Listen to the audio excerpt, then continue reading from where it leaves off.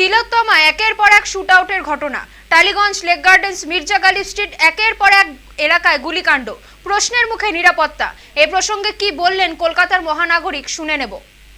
আমি দাঁড়িয়ে ছিলাম, মুখ্যমন্ত্রীর ঘরে ছিলাম। মুখ্যমন্ত্রী অত্যন্ত ক্ষুব্ধ, খুব কড়া ভাষায় পুলিশ কমিশনারকে এবং রাজ্যের পুলিশকে বলেছেন, where this arms is coming from। আমি কি নিজে গিয়ে আর্মস খুঁজবো?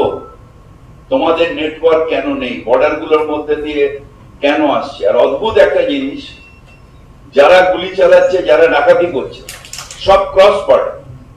একটাও কিন্তু বাংলার ছেলে ডাকাতি করছে না, বাংলার ছেলে গুলি চালাচ্ছে না, এখানকার রেসিডেন্স চালাচ্ছে না। যে ডাকাতি করছে হয় বিহার থেকে আসছে, না ঝাড়খণ্ড থেকে আসছে, না অন্যান্য স্টেট থেকে আসছে। কেন? তাহলে সেই স্টেটের মানুষগুলো যারা যখন আসছে, পুলিশ কেন একটা চেকিং এর মধ্যে থাকবে?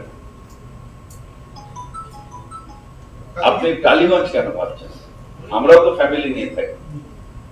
যদি কালকে আমাদের উপর একটা বিপদ আসে, সুতরাং এটা পুলিশকে দৃঢ়ভাবে করছে। পুলিশ আগের থেকে ক্রিমিনাল অ্যাক্টিভিটিস অনেক কম হয়েছে।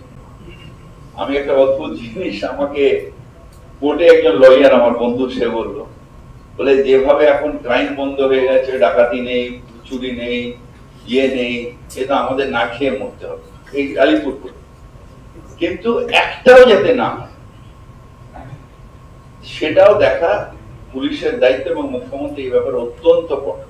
পার্সেন্টেজ যদি দেখেন, একটাও হওয়া উচিত না। পার্সেন্টেজ দেখেন অন্য স্টেটের থেকে এখনো ল অ্যান্ড অর্ডার কিন্তু বেটার আছে, ন্যাশনাল ক্রাইম ব্যুরো রেকর্ড অনেক বেটার। কিন্তু একটা